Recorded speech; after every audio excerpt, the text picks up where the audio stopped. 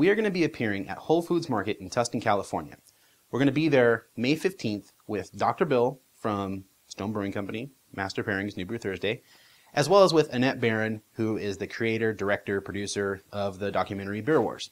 She's going to be there signing DVDs, possibly having them for sale, and you get to meet her. Dr. Bill's going to be pairing about 5 beers, I think, with 5 different cheeses, so that's going to be pretty cool. Again, it's May 15th, 11 to 4 p.m.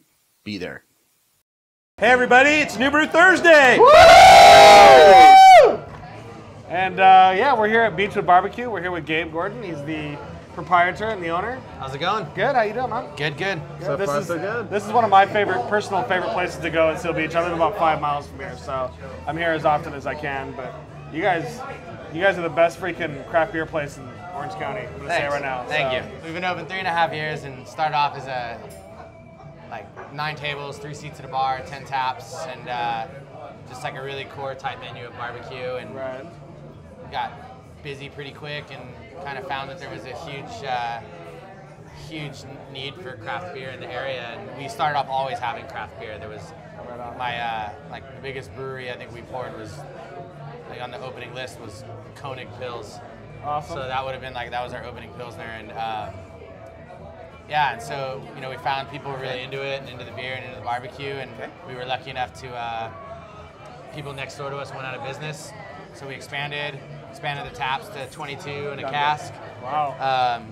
From the beginning, we were collecting beer just to kind of stage away, and, you know, we were lucky the market wasn't quite as flooded, so there was a lot more sour beer on the market, and kind of it got dropped off, magic beer, you know, and so we ended up with it, and we've been able to develop over the last 3 years a pretty nice vintage beer list. And, awesome. And one of the things I really like about it, if you go to your guys' website, beachwoodbbq.com, you have a hop cam, because you guys very rarely have something on for more than a few days. Yeah, you're always, even like I'll come in here and I'll go to order something and I'll see you come over and just pop it off and put something new on. Yeah, I mean, I think when we were doing the expansion and we had the ability to do anything from no extra taps to like, you know, 100 taps if we wanted to. I mean, we had the space at that point in time and we could have dedicated as much as we want. Spent a lot of time kind of going to other bars and seeing like how you know, especially down in San Diego, which had already, you know, a very mature beer scene and a lot of bars that were well established, and kind of saw that the more taps that people had, it didn't mean that there was more turnover. It just meant that at that moment in time there was that selection. And a lot of time, you know, you talk to cellar masters there and they're like, oh, that beer's been on for a long time, and I didn't really want that. I wanted to create like excitement, so I went with 22, 23 beers because I knew with the volume that we'd do a lot of turnover, and that would keep an excitement going because you really never know what you're going to have when you get here. And at any given time, I mean, we'll change anywhere from, on a slow day, 4 beers, on a busy day, 12 beers. We'll rotate through. Well, so that's one thing when you come in here, even like on an off night, like Tuesday or Wednesday, it's packed at night. Yeah. And what's awesome is like normally, like I'm very people claustrophobic. Like if I get in a crowd of people, I get kind of freaked out a little bit. But you come in here, and even though you have like your little square that you're allowed to stand in, like this is, you've planted, this is your spot for the night. The bartenders are very like aware of who's here and who needs what. They're really on top of things. But more than that, the people that are in here are so freaking cool. Like you don't ever feel like you're around a bunch of douchebags or anything like that. It's like everybody's really cool, and they're very open to the fact that like, yeah, it's crowded, but it's just it's like going to your best friend's party, you know? Yeah, I mean, you have to keep in mind too that that's a lot attributed to the place that you're at. Seal Beach in and of itself is, I mean, almost every one of the people that you come in and see are probably people you see almost every time you come in. And there are people who live in, you know, in the area, and Seal Beach is a laid-back town, and people kind of grew up here and stayed here, and this is kind of their restaurant, their bar. So anytime somebody comes in, it's like, well, who's this guy? He's cool, great. Like, how's it going? My name's so-and-so. Nice to meet you. What's cool about Gabe is he does this great barbecue, and he has beer that you want to drink with the barbecue. And Gabe's a beer geek, so he has no problem getting the most extreme exotic beers, just like, you know, myself or a lot of the other publicans in San Diego. And so you always know there's going to be great beers here, and he's going to have a great bottle list. Well, that's what you're known for, your barbecue. For sure. I mean, how did that start? So I was a fine dining chef almost my whole career. So now for like, I've been 15 years I've been cooking. So for, I don't know, 12 of them I was a fine dining chef, and I was lucky enough to come up underneath a lot of chefs that were from the South. So a lot of our staff meals and just a lot of influence in the cooking of the chefs that I came up under. And so that just became a big influence. And when we first opened this place, we were originally going to do kind of like a little higher end of a restaurant, doing that kind of food that I was doing as a fine dining chef. And nobody in Seal Beach was into it. We test marketed it. So when you pull out all the pretentiousness out of the food I was doing, it's pretty much Southern food or barbecue. Right. Which I had, had a lot of good experience in using smokers and cooking with Southern influenced food. So We're gonna be eating some fried green tomatoes. We're doing some mini corn dogs. yeah, mini lamb corn dogs. Lamb corn dogs. Yeah. These are not your Hormel corn dogs. No. So that was something that, like, as we evolved as a restaurant, I was able to move away from like core barbecue and start playing with the concept of if it should be smoked and or Southern. And so, and because really Southern cuisine is our only indigenous cuisine in the United States. Right. And so everything else that we all eat out and cook, and even if it's been here a really long time, it's basically it's taken from influence pretty heavily from another country. Right. And so I thought it's interesting to explore that. And as an American chef, that's something that, like, how can I do French food better than a guy who grew up in France doing Right. it? I'm not going to do it. It's not in my blood. It's not something that I can easily go and experience. Right. So that being said, we started kind of really diving into a lot more game and kind of the more fringe things that would be maybe considered Southern or at least indigenous to the United States or whatnot. Excellent. So going into the game range and then making it approachable, like people, if lamb might be too gamey. Well, if you put it in a corn dog, people are probably going to try it, right? So we do what would be a merguez style sausage, which is a Moroccan influenced, really heavily garlic, spicy lamb sausage. And then we make a habanero and raspberry ketchup. Oh, wow. And as I'm kind of, one of the things I was trying to do with that is I kind of based the whole dish off of that ketchup. I wanted to do a ketchup without using any tomato product and have an identical texture. Awesome. And if maybe I was a better chef, I would have gotten it red as well. It does. It's I thought awesome. that was ketchup. Yeah, I would think that was ketchup. Yeah. too, so. It's got this little purplish tint, like he's saying, but it's awesome. And he makes all his, by the way, he makes all his own barbecue sauces and everything. So Everything that's here is Scratch. made, yeah, from Except scratch. Tabasco sauce and real ketchup. So anyways, that's that. And then fried green tomatoes. I mean, it's That's Southern. a- it's yeah, a it's a- barbecue that's a restaurant. Southern You staple, kind of have so, to have yeah. it. And then And it was a good movie, What too. do we have here? I'm about to And then die those, because are, it smells those so are good. those are our smoked buffalo wings, and so they're chicken wings that are hot smoked, and then they're tossed in a wings, a spicy wing sauce that's actually primarily beer mixed in with 3 or 4 different hot sauces, shallots, garlic, and all reduced down. But it's primarily beer, and we try to use hoppy beer for that. Hoppy beer is really hard to cook with because it gets salty and obviously bitter as you cook with it. So there's very few things that hoppy beer can do, but batters and spicy things you can make with sauces. Whereas using hoppy beer and like mussels or something like that, you get really salty and kind of. you don't have to rape it. Yeah. You just dig in. Yeah. This weekend is the Italian Beer Fest. Yeah. So we were. I wanted to do another festival, and I thought it would be fun to do something that people really, at least on the West Coast, haven't explored yet. And Italian beers are the Italian. Relatively unheard of. Right, relatively unheard of, and a lot of the reason why is because they're really, really, really expensive beers. Yeah. And so, I think that's one of the best ways and one of the best reasons to throw a festival is to be able to make beers that are normally unaffordable because you have to spend $40 or $30 on a $7.50 bottle. They don't come smaller, and you don't always get the opportunity to split that with 10 people. Exactly. So, Exactly. you get a bunch of beers, put them on tap. It cuts the price. That way, if you hate it, at least you didn't blow a paycheck on, right? Exactly. And then hopefully in turn you love them. And what it does is it brings yet a whole nother craft beer area to our knowledge base and allows us to just kind of explore another culture. And keep in mind, I mean, it's a relatively new beer culture, and these guys have come into this beer culture not like the U.S. or England has, where it's been a slow evolution. Yeah, they're coming hardcore. These guys open up, and all of a sudden, there's every style in the world right at their doorstep. And so they get to, as brewers, just explore it with really no trial and error. It's just like, bam, here's beer. They're a microcosm of what happened with the American craft beer industry, but accelerate that tenfold. For sure. They literally were in wine country, so they never had a large beer historical background. They had the grapes versus the Northern Europeans that had the barleys and the other malted grains. And so they literally started in 10 years, although there's a couple that have been a little older than that. Sure. But in the last 10 years, now they went from a handful to over 300 microbreweries in Italy, or craft breweries, I should say.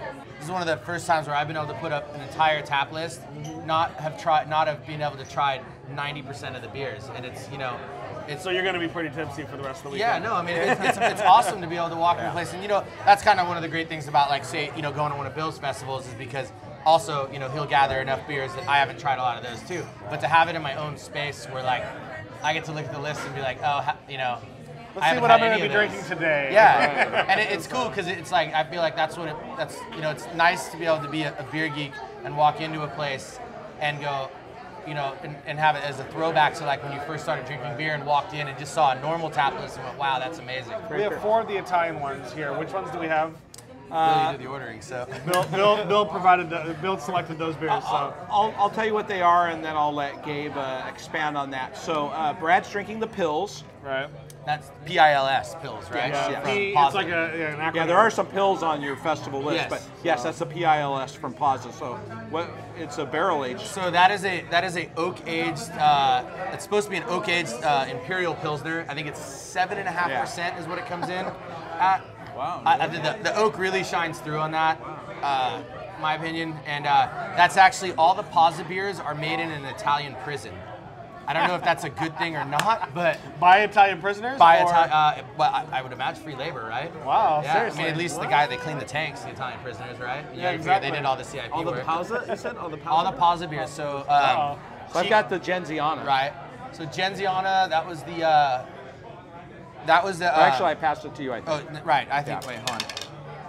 I have the Genziana. So that's a. It's kind of a. I would say like a Belgian blonde, and that's brewed with Gentian, which is a bittering flour, and as far as I remember, I think that was used in place of hops.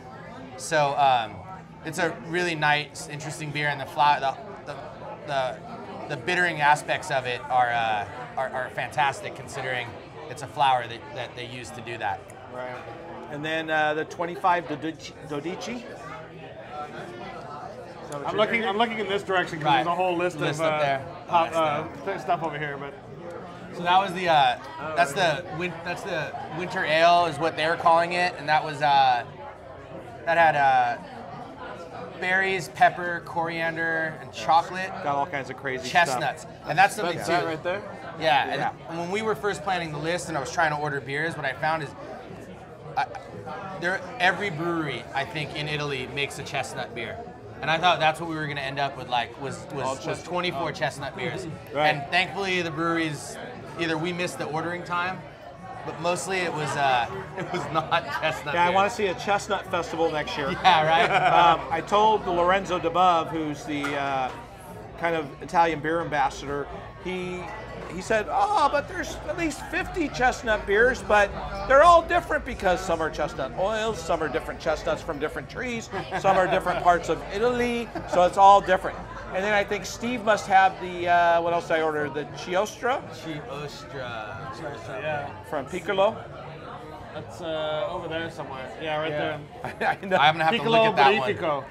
The Chiostra. There it is. Oh, that's that actually was good. that's the one brewed with wormwood, right? Oh, right. Yes, it's they say it's an absinthe infused Absinthe beer. infused. Are you picking up licoricey Yeah, notes? totally.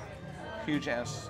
And it's not going to make you hallucinate, but neither will Unfortunately. absinthe either. But if you drink enough, we can try. we can try. And We'll give you a right. feedback on that. We're going to pair these with the Duchessic, which I'll let Gabe tell you a little bit about. It's a 5% collaboration beer, and I'll let Gabe and extrapolate. that's between that's a collaboration between Birra Del Borgo There's still that opener. and Birra Del Borgo and Cantillon.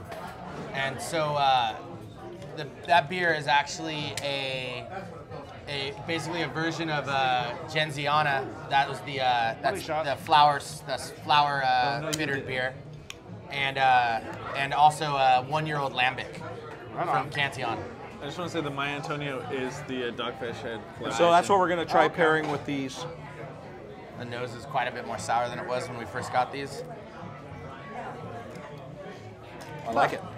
We were just talking about, we both had this beer 6 months ago, and it's really started to change. It's become more sourness notes on the nose, but it's picked up this really nice saison dryness Yeah. that I'm really enjoying. Yeah, this beer was much sweeter 6 months ago. It was almost like unfinished. And so Bill had originally kind of thought that it talked about the Corndogs as As the initial pairing? as the initial pairing. Okay. Yeah, you get a really strong goose sort of nose to this, but the flavor on it is not at all sour. It's very smooth and easy to drink. And Which is kind of what you were talking about, right? You know, which is a You little bit. wish you were a little bit more sour. Yeah, Like you would maybe a little expect it bit. to be. Yeah. But it's nice to have that goose kind of nose without the really heavy horse It's blanket. interesting, yeah. I will say, even though I paired that first and I haven't tried that, your smoked chicken wings are fabulous with it because the smokiness just explodes in your mouth once you put this beer in with the chicken, and it's just amazing. that may be the best corn dog I've ever had in my life. That's no corn dog. That's an angel. That's no moon. That's a space station. So you made the salsa de habanero on what? Yeah, it's habanero, raspberries, and then So ridiculously shallots and good. onion. Oh my god! And it's that pureed. I will be ordering this every time I come here now. Yeah, very good. Wow. It's the pureed shallots that give it the pulpiness that you'd get out of tomato pulp if you were to use a regular ketchup. These bottles are out of your cellar. Yeah. What kind of bottle list do you have here at Beachwood? So, with the exception of maybe 3 or 4, selections, nothing on the menu goes on that isn't at least a year old. Wow. So I've backlogged like roughly 200 or so different beers, and that's the deal. Is if it can't age, I don't really put it on. Something is bottled IPAs. I broke them of that. Don't Yeah, worry. yeah, no, Okay. totally. So we wait a year, and then depending on how that beer is tasting as it goes through, when the inventory starts to get to about halfway point, maybe a little bit less, we'll taste one more bottle, and if I think it'll be great to age more, then I go ahead and pull that off, and then I'm saving that. So hopefully, like year 5, year 6, year 7 here, I'll have put together like what is a really cool reserve bottle list. Right on. But it's taken a fair amount. I think I'm up to. I think we just hit like $50,000 in inventory and bottled beer. Wow. So I'm really trying to put together like a really deep bottle list. Then it's going to take, I think, close to a decade to really pull off well. So what do you think of the chicken wing? I think the chicken wing is fabulous with this beer. Oh, It yeah. brings out the smokiness, and it really complements each other. Oh, The yeah, fried definitely. green tomatoes also, I think, are another great pairing. The fried green tomato, the spices in it, and the acid in the tomato makes this more floral, and it brings out these nice little floral notes that are kind of hidden originally. I love the corn dog with it. I think it plays well with the spice from the lamb. If you dunk it in the habanero jelly, though, it's all over. As much It's as a I whole love different it, experience at as that much as I point, love yeah. it, that's really takes over. Right. But on its own, I think it works really great, and I think it does. It's a really fabulous food. We're gonna jump off to the craft beer advocate segment, and we're gonna do that right now. This week's signed copy of the Beer Wars DVD goes to our craft beer advocate, Steve Johnson. Not me. From Temecula, California.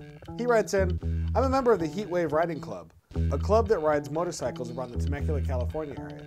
We also happen to be one of the few clubs, or maybe even the only club, who prefers to drink craft beer instead of the rice-clarified junk that most of the motorcycle community seems to drink. We spend the afternoon riding along the mountains and canyons of Southern California, and then finish up at our favorite tavern, Barley and Hops, to slurp the craft beer. Every third Wednesday of the month, our club hosts a bike night at Barley and Hops, where the public can get German drafts and bottles at happy hour prices. Local area motorcycle riders come out to meet other riders, and in the process, we introduce them to a different kind of beer. We're not just introducing people to good craft beer, but we're also helping our local pub with its business and publicity. Thanks, Steve. Not me. We appreciate your craft beer advocacy letter. If you'd like to send in your craft beer advocacy story, send us an email or a video link to advocate@newbrewthursday.com and we'll get it on the show. Boom. If people are interested in Beachwood BBQ, they want to know what's on tap, what do they need to do? You go to the website, beachwoodbbq.com, senseless plug. Follow them on Twitter.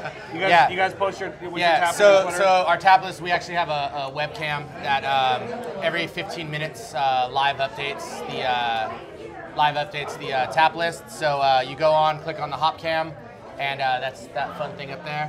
And it every 15 minutes we'll update it. Also, every time we tap a new beer, we tweet it. Is that right? That's right. Tweet it. Right. Twat it. That we do. That's it. We don't use it for anything else other than to let people know what beer is on. Like, we don't tell opinions or anything like that. I've noticed that. You never respond to me. No, we don't. Like, it's really like, and mostly because I don't actually know how to use Twitter any other way than what's up on the screen.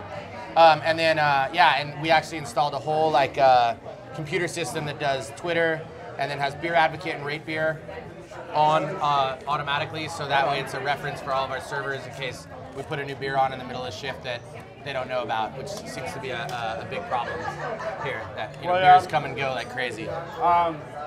Your staff's amazing, but in particular, I want to single out Kyle and Chelsea. Those two guys, like, anytime I come in here and I'm like, I've never had that before, what's it like? Chelsea just immediately like, boom, boom, boom, boom, boom, boom, this is what it's going to be. I'm like, right on. Yeah, we've been super fortunate to get the staff that we have. I mean, we have more than 50% of our, probably like 75% of our wait staff here and bartenders would be considered like huge beer geeks. Yeah. They're at all the festivals, they go on their own time. And so their knowledge base is just great, and they really enjoy beer, and it's great that they can, I have them get working here, and it's great that they want to work here. Right. And so it's really good, and it's really important that, again, it goes back to education, and if your staff doesn't know what's going on, then your customers not know. When you have people that come in here and they're thinking they want to get a Coors Light or a Bud Light, they're not going to be able to get that here, right? No, you can't get that here, but at the same time, I don't feel it's for us to judge those people. They just don't know yet. Right, but that's the thing, is that you have a staff that's going to be able to educate them and help them to see, like, hey, if you like that, you'll like this. Right, and exactly. they're always right. Yeah, and we do tasters. Like, we're not stingy about tasters, and like, I would rather serve you 15 different tasters until you find the right one, instead of you just going, oh, that craft beer, sucks, because they try, they're coming in, they ask for, they want a Coors Light, and they just say, oh, I like Tokyo, I'll get a Tokyo. And they try that, and they're like, they assume that that's what craft beer tastes like, and they're done with it. Exactly. So it's again, goes back to education, and your staff is all of it. Yeah, you don't have to have all extreme beers. No, it took me a while to feel that. Gabe always has a couple great beers that are perfect gateway beers. Yeah, if somebody wants a Budweiser, they're not going to be able to drink the Tokyo, but they're going to be, he has like the Reisdorf Kolschan right now, and that is such a great gateway segue right into that beer from Budweiser. It's awesome. Yeah. And he has wheat beers and things like that. My wife always gets excited about the Saisons. She's always have a good Saison on. Yeah. So every time we come here, she's always like, oh, I want to make sure they have a good Saison before we go. And Saison's a cool style too, because it's something that appeals to a really broad spectrum of people. Like, there are people who are just one step, they've just decided, you know what, I'm gonna drink craft beer and I'm no longer gonna drink Bud. But they're still really, like, their palate really wants that light kind of American style lager. And you could a lot of times get somebody who's like that to really enjoy a Saison. And right on the flip side, you have guys like all of us who just can't get enough Saisons either. Right. So it's just it's a cool style that really bridges, I think, a lot of food friendly. Yeah. When we were doing that dinner, like, every time we talk about a dish, and we're like, oh, what beer would go with that? And we're like, oh, there's a Saison from, and say the place, and almost everything we did, it always came up. It always came up with Saison. Gabe, we wanted to say thank you very much for letting us come in here and take up some space and talk about your place. I love you guys, and I think you're doing a great service. This is my first time, but I'm already a diehard fan. Cheers, guys. Cheers to you guys. Stay safe. Thanks for coming out. Drink beer.